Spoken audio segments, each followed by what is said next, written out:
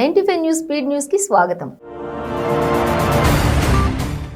రాష్ట్రంలో రైతులు ఎదుర్కొంటున్న సమస్యలను ప్రభుత్వం తక్షణమే పరిష్కరించాలని డిమాండ్ చేస్తూ జగిత్యాల జిల్లా కేంద్రంలో ఎమ్మెల్సీ జీవన్ రెడ్డి ఆధ్వర్యంలో కాంగ్రెస్ నాయకులు ఆందోళన కార్యక్రమాన్ని నిర్వహించారు. రైతులకు రుణమాఫీని అందించాలని, దొరలకు అనుకూలంగా ఉన్న ధరణి పోర్టల్ను రాష్ట్ర ప్రభుత్వం రద్దు చేయాలని కాంగ్రెస్ సీనియర్ నాయకులు, రాజ్యసభ మాజీ సభ్యుడు వి హనుమంతరావు డిమాండ్ చేశారు. కాంగ్రెస్ పార్టీ ఆధ్వర్యంలో వేములవాడ కలెక్టరేట్ ఎదుట ధర్నా నిర్వహించారు. రంగారెడ్డి జిల్లా శంషాబాద్ విమానాశ్రయంలో ఆదివారం రాత్రి అపూర్వ సందర్శకులు వచ్చారు. ప్రపంచంలోనే అతిపెద్ద కార్గో ఎయిర్ప్లేన్ లో ఒకటైన ఎయిర్బస్ బెలూగా హైదరాబాద్ విమానాశ్రయంలో దిగింది. రాష్ట్ర వ్యాప్తంగా సంచలనం సృష్టించిన 15 ఏళ్ల బాలిక అనుమానాస్పద మృతిపై ఇంకా మిస్టరీ వీడలేదు. పోస్టుమార్టం రిపోర్టు ఆధారంగానే తదుపరి చర్యలు ఉంటాయని మహబూబ్ నగర్ డీఎస్పీ తెలిపారు.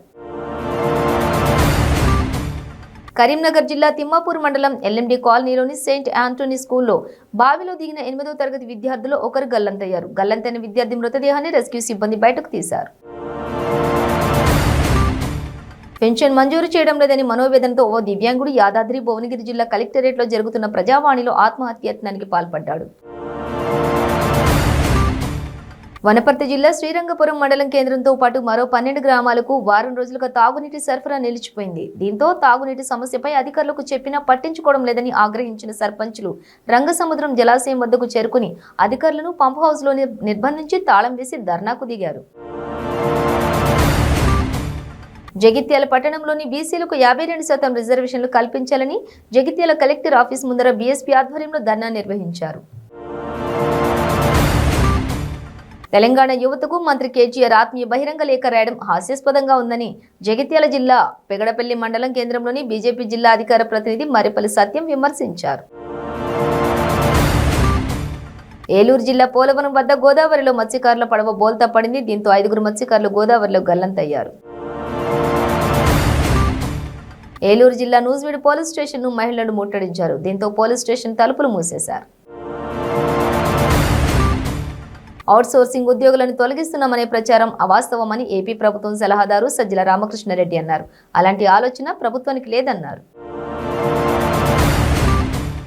G20 అధ్యక్ష బాధ్యతలను నిర్వహించే అవకాశం రావడం భారతదేశానికి గర్వకారణమని, ఈ సదస్సును విజయవంతం చేయడంలో ప్రతి ఒక్కరి సహకారం కావాలని ప్రధాని మోదీ అన్నారు. మున్సిపల్ ఉద్యోగాల కొరకు డబ్బులు తీసుకుంటున్నట్లు నిరూపిస్తే రాజకీయ జీవితానికి స్వస్తి చెప్తానని, లేదంటే బండి సంజయ్ నువ్వు రాజకీయ జీవితం నుంచి తప్పుకుంటావా అని మంత్రి ఇంద్రకరణ్ రెడ్డి సవాల్ చేశారు. రంగారెడ్డి జిల్లా కలెక్టరేట్లో ఓ మహిళ ఆత్మహత్యయత్నం కలకలం రేపింది. ఘటనతో జిల్లా జాయింట్ కలెక్టర్ ఒక్కసారిగా ఉలిక్కిపడ్డారు. తెలుగు రాష్ట్రాల్లో ఒకేసారి ఐటీ దాడులు నిర్వహించడం కలకలం రేపుతోంది. ఈ తెల్లవారుజాము నుంచే 2 రాష్ట్రాల్లో ఆదాయ పన్ను శాఖ అధికారులు తనిఖీలు చేపట్టారు. మంచిర్యాల జిల్లా మందమరి ఏరియాలోని గ్రీన్ పార్క్ లో డాక్టర్ బిఆర్ అంబేద్కర్ విగ్రహ ఆవిష్కరణ కార్యక్రమం నిర్వహించారు. రాబోయేది తెలుగుదేశం పార్టీ ప్రభుత్వం అని చెబుతున్న మాజీ మంత్రి యనమల రామకృష్ణుడు ఎన్నికల్లో పొత్తులకు దేవరింపెందుకని రాష్ట్ర భవనాల శాఖ మంత్రి దాడిశెట్టి రాజా ప్రశ్నించారు. అధికారంలోకి వచ్చి 3.5 ఏళ్లైనా రాయలసీమకు ఏమీ చేయక కేవలం ప్రజల దృష్టి మరల్చేందుకు రాయలసీమ గర్జన వంటి కార్యక్రమాలు చేస్తున్నారని తెదేపా రాష్ట్ర కార్యదర్శి మాజీ మంత్రి భూమా అఖిలప్రియ అన్నారు. వైఎస్ఆర్ కాంగ్రెస్ పార్టీ సారథ్యంలో డిసెంబర్ 7వ తేదీన విజయవాడ ఇందిరాగాంధీ మున్సిపల్ స్టేడియంలో జరగనున్న జయహో బీసీ మహాసభ సదస్సు విజయవంతానికి కృషి చేయాలని మాజీ మంత్రి వెంకటగిరి శాసనసభ్యులు ఆనం రామనారాయణ రెడ్డి కోరారు. ప్రభుత్వం ఏర్పాటై దాదాపు 4 ఏళ్లు కావస్తున్న బీసీలకు ఏమీ చేయలేకపోవడాన్ని నిరసిస్తూ కార్పొరేషన్ ఫుల్ విధులు నిధులు నిల్ పేరిట ఒకరోజు నిరసన దీక్షను విజయవంతంగా విజయనగరం టీడీపీ చేపట్టింది.